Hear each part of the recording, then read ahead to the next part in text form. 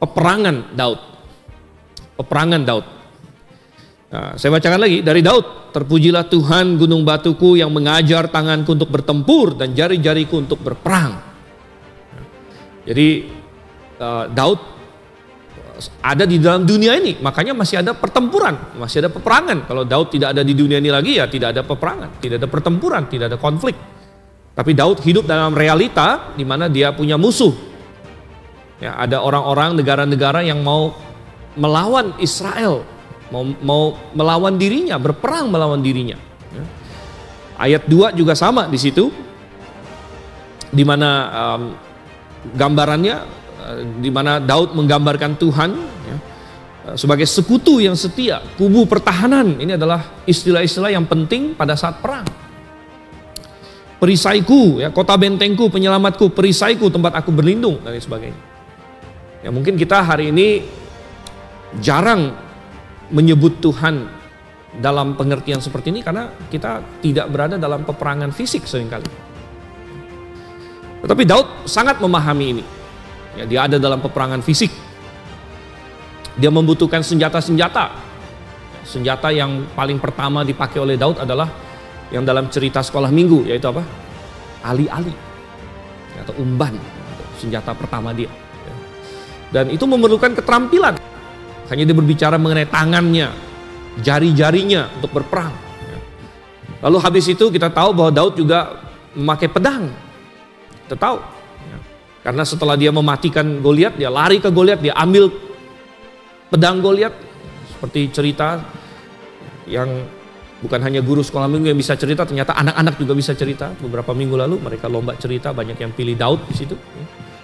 Dan Daud ambil pedangnya dan dia bunuh Goliat. Jadi Daud bisa memakai ali-ali, umban, Daud bisa memakai pedang. Saya yakin dia melatih dirinya untuk memakai berbagai jenis senjata. Nah, apa relevansinya bagi kita, saudara kasih Tuhan? Kita harus sadar bahwa kita juga berada dalam peperangan. Kita yang di dunia ini kita berada dalam peperangan. Nah, memang peperangan kita di dalam Efesus pasal 6 dikatakan peperangan kita bukanlah melawan darah dan daging. Jadi kecuali Anda adalah anggota TNI misalnya, yang memang diutus untuk berperang di mana gitu. Itu pertempuran fisik. Tetapi kita semua ada berada dalam pertempuran rohani. Sekali lagi Alkitab mengingatkan, pertempuran kita bukanlah melawan darah dan daging, tapi melawan penguasa-penguasa di angkasa, pemerintah-pemerintah, kuasa-kuasa kegelapan. Kita berada di dalam peperangan rohani juga. Dan peperangan rohani ini adalah peperangan yang gencar, yang terus ada.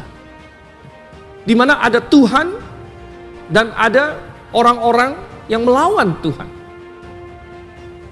Peperangan ini sudah mulai di Taman Eden.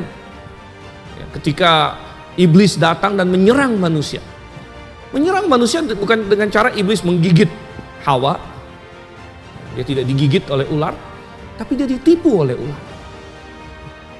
Kira-kira kalau Anda ketemu ular hari ini, Anda lebih takut digigit apa ditipu? Ya.